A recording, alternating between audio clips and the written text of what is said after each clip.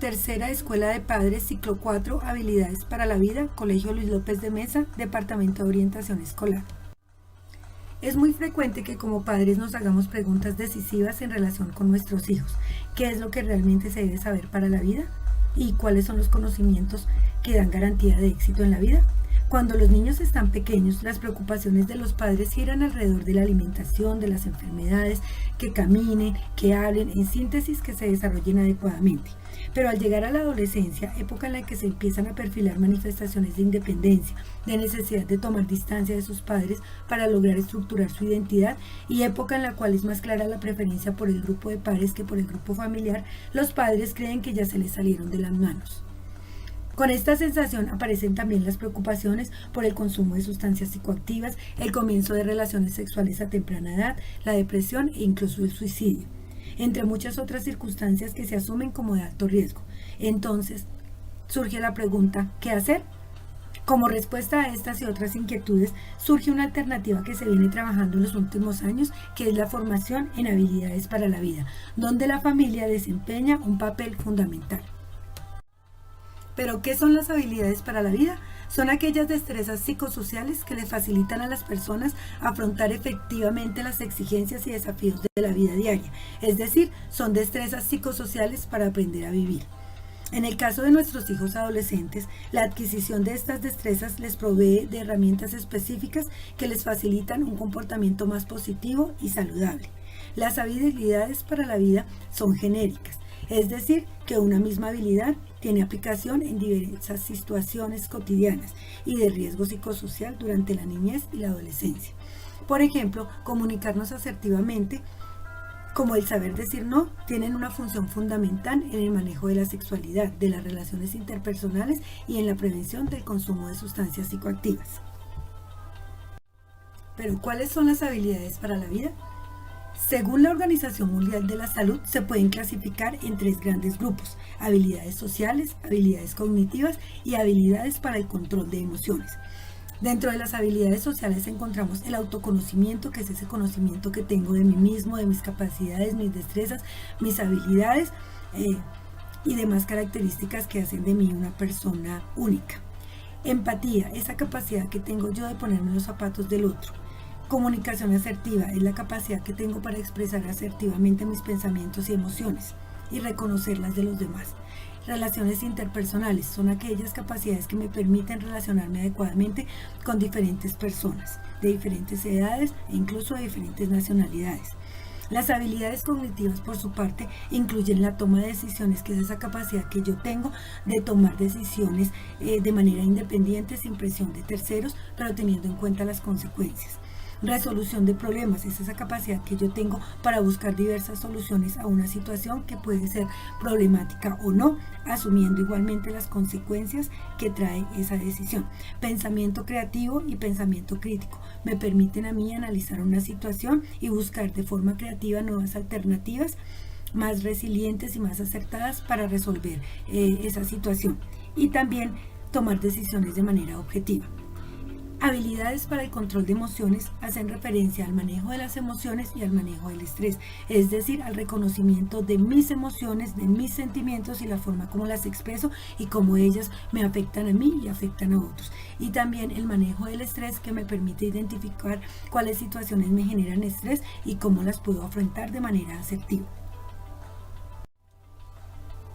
¿En dónde o cómo se aprenden las habilidades para la vida?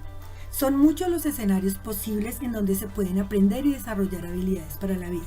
Sin embargo, es la familia quien tiene el papel principal en este proceso, ya que nuestros hijos aprenden a partir de nuestro ejemplo, del trato que reciben al interior de los hogares y de las formas de relación que priman entre los miembros de la familia. No olvidemos que el colegio apoya este proceso, pero los principales responsables de la crianza y educación de los hijos son sus padres y, por supuesto, son los principales encargados de enseñarle a sus hijos habilidades para la vida.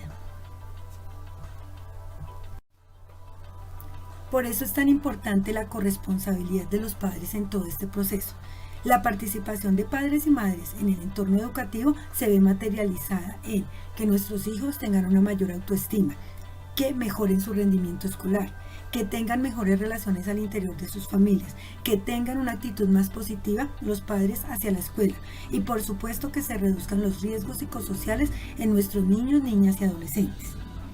En general, para aprender habilidades para la vida es necesario un ambiente familiar que favorezca una educación más humana de los hijos, de tal modo que este ambiente contribuya a su formación integral como personas, al desarrollo de sus capacidades relacionadas con los valores de la convivencia, que aprendan a conocer y manejar sus emociones y conflictos al interior de la familia con la guía y acompañamiento de sus padres.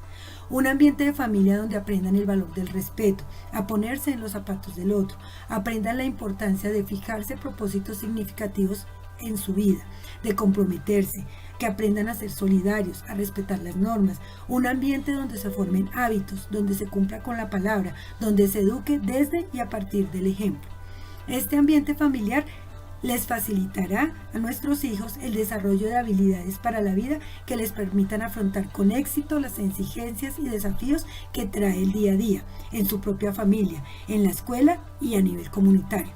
Para finalizar, los invito a escuchar algunas recomendaciones para brindar un mejor acompañamiento socioemocional a nuestros hijos. Muchas gracias.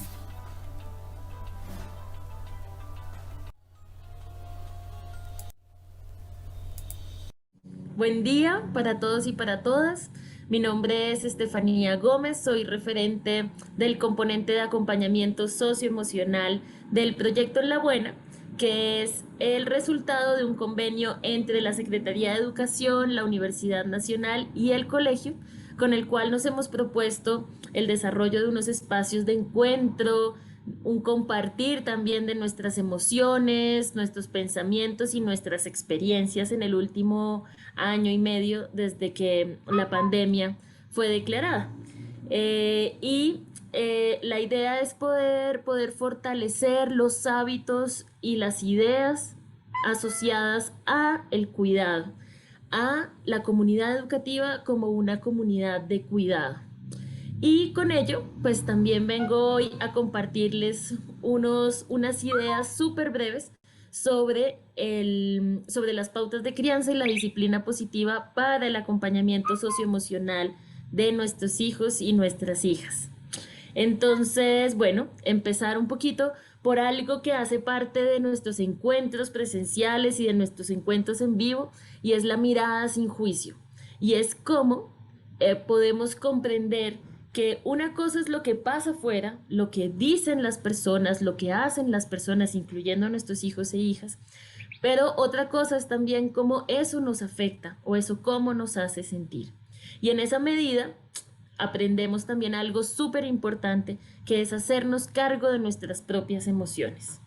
Eso quiere decir que el problema no siempre está en el afuera, en lo que sucede o en lo que hacen o dejan de hacer las otras personas, sino también en cómo eso me afecta, qué es lo que eso detona en mí, y en el momento en el que yo empiezo incluso verbalmente a asumir eso, también mi noción, mi perspectiva de esa relación también se transforma y es posible encontrar otras maneras de relacionarme, de fortalecer el vínculo o de orientar y acompañar en la crianza. Una pauta ahí súper chiquita que es clave para poner en acción esto que les comparto es empezar por el yo. Decir, yo siento, cuando tú haces esto, yo siento, cuando pasa esto, a mí me sucede. Como ponernos desde este lugar, ¿no? De la persona que soy y lo que eso genera en mí. Y cuando yo empiezo a hacer esto, así sea con el lenguaje, también empiezo a preguntarme por qué y a qué obedece que eso me moleste, que eso me frustre, que eso me angustie. Y ahí hay un gran aprendizaje y una gran enseñanza también para nuestros hijos e hijas, porque le estoy también mostrando la posibilidad de asumir sus propias emociones, de no ocultarlas y hacerse cargo de esas emociones. Por ahí unas familias en otros encuentros compartían que lo más contagioso es el ejemplo. Y yo se los comparto acá porque en efecto nuestros hijos e hijas están todo el tiempo atentos a la escucha, absorbiendo todo lo que decimos o lo que hacemos aunque no lo digamos. Entonces, por aquí una invitación también para que seamos abiertas, transparentes con nuestros hijos en la comunicación, seamos conscientes que aunque a veces ocultamos emociones porque sentimos que es una manera de protegerles, realmente ellos y ellas comprenden y reconocen que estamos ocultando esas emociones. ¿Qué les estamos enseñando y qué les estamos mostrando cuando ocultamos las emociones? Y aún ellos las reconocen. Les podemos estar diciendo sin querer, por ejemplo, que está mal expresar las emociones, que las emociones deben ocultarse o que simplemente nosotros no sentimos eso. Y en el momento en el que nuestros hijos e hijas de repente se encuentren con emociones complejas, ¿no? Como la tristeza, el enojo, la frustración o el aburrimiento, tal vez no van a acudir tan fácilmente a nosotros y a nosotras, porque creen que no tenemos la información para compartirles y orientarles. Entonces, una razón más para compartir nuestras emociones, para ser claras en nuestra comunicación y transparentes. También mostrarles que aunque esas emociones vienen y son parte del día a día, es posible agenciarlas, es posible tramitarlas, reconocerlas y encontrar también una manera desde el cuidado y el autocuidado, poder aprender lo que cada una de las emociones nos trae. Entonces, también aquí les compartiremos un link sobre un ejercicio súper chiquito, una ruleta de las emociones, para que quien quiera pueda hacerlo con sus hijos y sus hijas.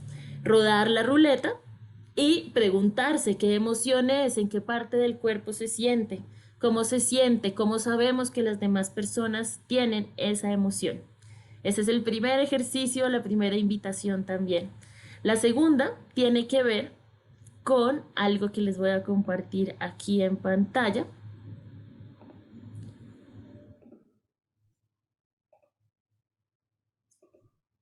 Y tiene que ver con